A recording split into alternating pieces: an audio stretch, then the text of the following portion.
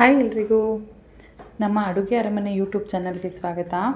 ಇವತ್ತು ನಮ್ಮ ಅಡುಗೆ ಅರಮನೆಯಲ್ಲಿ ತುಂಬ ರುಚಿಯಾದಂತಹ ಆರೋಗ್ಯಕರವಾದಂತಹ ಮೊಸರನ್ನ ಮಾಡ್ತಾಯಿದ್ದೀನಿ. ಮೊಸರನ್ನ ಮಾಡೋಕ್ಕೆ ಮುಂಚೆ 2 ಟಿಪ್ಸ್ನ ನಾವು ಗಮನದಲ್ಲಿಟ್ಕೊಬೇಕು.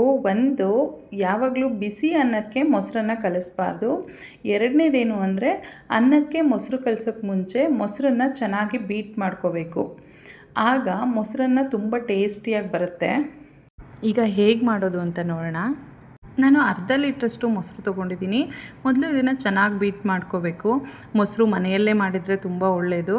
ನೋಡಿ, ನೈಸಾಗಿ ಫೈನ್ ಟೆಕ್ಸ್ಚರ್ ಬರೋವರೆಗೂ ಬೀಟ್ ಮಾಡ್ಕೋಬೇಕಾಗತ್ತೆ. ಮೊದಲೇ ಮಾಡಿರುವಂಥ ರೈಸ್ನ ತೆಗೆದಿಟ್ಟಿದ್ದೆ ತಣ್ಣಕ್ಕಾಗಲಿಕ್ಕೆ ಅಂತ. ತಣ್ಣಗಾಗಿದೆ. ಇವಾಗ ಅದನ್ನೊಂದು ಬೌಲ್ಗೆ ಹಾಕ್ಕೊಳ್ತಾ ಇದ್ದೀನಿ. ಈ ರೈಸ್ಗೆ ಈಗ ಮೊದಲೇ ಬೀಟ್ ಮಾಡಿ ಇಟ್ಕೊಂಡಿದ್ವಲ್ಲ, ಆ ಮೊಸರನ್ನ ಸೇರಿಸ್ಕೊಂಡು ರುಚಿಗೆ ಎಷ್ಟು ಬೇಕೋ ಅಷ್ಟು ಉಪ್ಪನ್ನ ಸೇರಿಸ್ಕೊಂಡು ಒಂದು ಸರಿ ಚೆನ್ನಾಗಿ ಮಿಕ್ಸ್ ಮಾಡ್ಕೋಬೇಕು.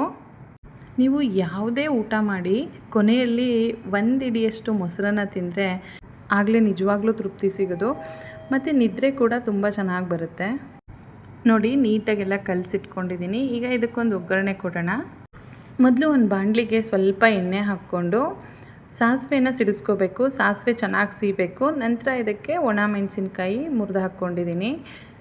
ಒಂದು 10ರಿಂದ 12 ಗೋಡಂಬಿ, ಕಡಲೆಬೇಳೆ ಮತ್ತು ಉದ್ದಿನಬೇಳೆ ಸೇರಿಸ್ಕೊಂಡು ಒಂದು ಸರಿ ಚೆನ್ನಾಗಿ ಹುರ್ಕೊಳ್ಳೋಣ. ನಂತರ ಇದಕ್ಕೆ ಬೆಳ್ಳುಳ್ಳಿ ಸೇರಿಸ್ಕೊಂಡಿದ್ದೀನಿ, ಜಜ್ಜಿರೋದು. ಬೆಳ್ಳುಳ್ಳಿ ಸ್ವಲ್ಪ ಹೆಚ್ಚಿಗೆ ಹಾಕ್ಕೊಂಡ್ರೆ ಟೇಸ್ಟ್ ಚೆನ್ನಾಗಿರುತ್ತೆ. ಕೊನೆಗೆ ಕರಿಬೇವನ್ನ ಸೇರಿಸ್ಕೊಂಡು ಗರಿ ಆಗೋವರೆಗೂ ಹುರ್ಕೋಬೇಕು. ತುಪ್ಪ ಸೇರೋರು ತುಪ್ಪನ ಹಾಕ್ಕೊಂಡು ಒಗ್ಗರಣೆ ಮಾಡ್ಕೋಬಹುದು. ನಾನಿಲ್ಲಿ ಎಣ್ಣೆಯಲ್ಲೇ ಒಗ್ಗರಣೆ ಮಾಡ್ಕೊಂಡಿದ್ದೀನಿ. ಈಗ ಕಲಸಿಟ್ಕೊಂಡಿರೋವಂಥ ಮೊಸರನ್ನಕ್ಕೆ ಹೆಚ್ಚಿಟ್ಕೊಂಡಿರೋವಂಥ ಈರುಳ್ಳಿ ಸೇರಿಸ್ಕೊತಾ ಇದ್ದೀನಿ. ನನ್ನ ಹತ್ರ ದ್ರಾಕ್ಷಿ ಇತ್ತು, ಹೆಚ್ಕೊಂಡು ಅದನ್ನು ಕೂಡ ಸೇರಿಸ್ಕೊಳ್ತಾ ಇದ್ದೀನಿ. ಬೇಕಿದ್ದರೆ ದಾಳಿಂಬೆ ಕಾಳನ್ನ ಕೂಡ ಸೇರಿಸ್ಕೋಬಹುದು. ಈಗ ಕೊತ್ತಂಬರಿ ಜೊತೆ ಒಗ್ಗರಣೆ ಸೇರಿಸ್ಕೊಂಡು ಚೆನ್ನಾಗಿ ಕಲಿಸ್ಕೊಂಡ್ರೆ ರುಚಿಯಾದಂತಹ ಆರೋಗ್ಯಕರವಾದಂತಹ ಮೊಸರನ್ನ ರೆಡಿಯಾಗುತ್ತೆ.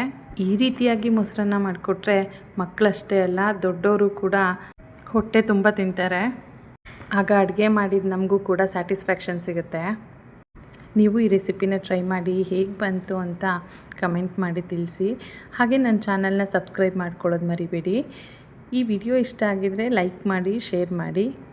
ಫೇಸ್ಬುಕ್ಕು ಮತ್ತು ಇನ್ಸ್ಟಾಗ್ರಾಮಲ್ಲಿ ಕೂಡ ನಾನು ಅವೈಲೇಬಲ್ ಇದ್ದೀನಿ, ಅಲ್ಲೂ ಕೂಡ ನನ್ನ ಫಾಲೋ ಮಾಡ್ಕೊಳ್ಳಿ. ಲಿಂಕ್ಸ್ನ ಡಿಸ್ಕ್ರಿಪ್ಷನಲ್ಲಿ ಹಾಕಿರ್ತೀನಿ.